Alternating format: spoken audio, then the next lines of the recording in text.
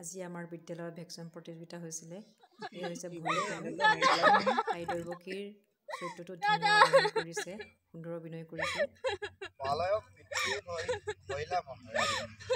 নমস্কাৰে তিবাৰ মহাৰাজ কৰুণো কৰিলে নিজ গেদা কৰে পূজা যৌতক নালাগে এই কৰোণাৰ যাচিছো অঞ্জলিয়ে মনোবাণী। দাদা কিবা হেনো আনৰ তত্ম ল'ব লাগে বুলি মৃত্যুৰ দণ্ড আজি মোক দেশ ভৰা দেশ ৰক্ষা হৈ মুক্তি মানৱ নামৰ কিয় খৰকৰ কৰিলা দাদা কিয় দাদা কিয়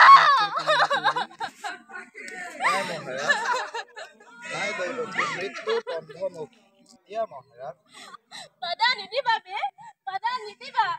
সাজা সময় দাদা প্ৰত্যেক মুহূৰ্ততে কিন্তু দাদা ৰূপ জানিবা বীৰ তুমি মহাশক্তিমান তথাপিতো দেখা পাই সহাগৰ স্বপ্না প্ৰহেলিকা জীৱন জুৰে তুমি সপেৰেখাৰ বয়স সেই বনৈকৰ দৈৱকী নামৰ বিজুলী নহয় দাদা হয় যদি মোৰ মৃত্যু মোৰ স্বামীৰ কাষত মৰিম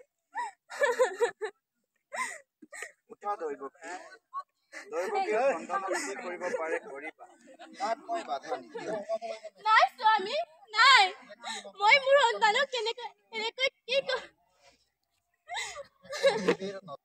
পৃথিৱীৰ নদীৰ সন্তান হয় সিহঁত নাই স্বামী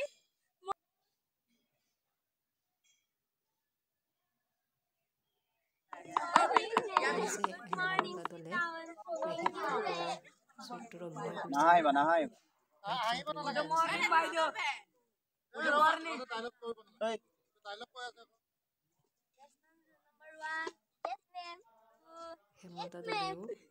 সুন্দৰ প্ৰদৰ্শন কৰিছে শিক্ষয়িত্ৰীৰ চৰিত্ৰটোত। তিনিটাহে ছাত্ৰ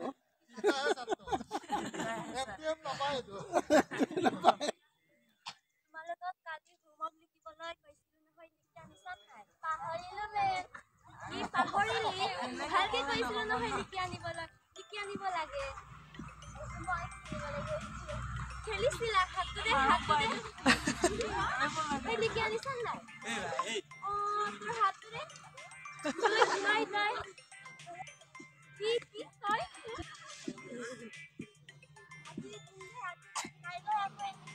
নিদিবি মোক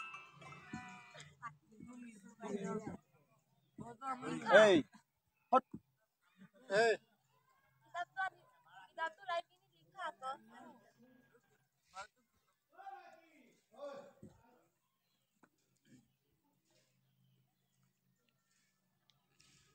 হল লিখি হলনে কোনখানে লিখিবলৈ একো কোৱাই নাই দেখোন তহঁতে নকওঁ কেলে এটা ভুল হল নহয় এনেকে নিলিখে নহয় হাত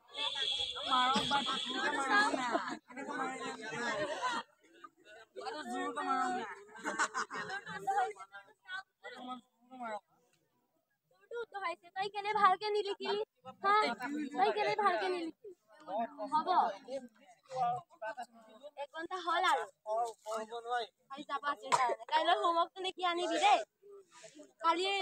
লিখিবলৈ কোৱাটোকে আনিবি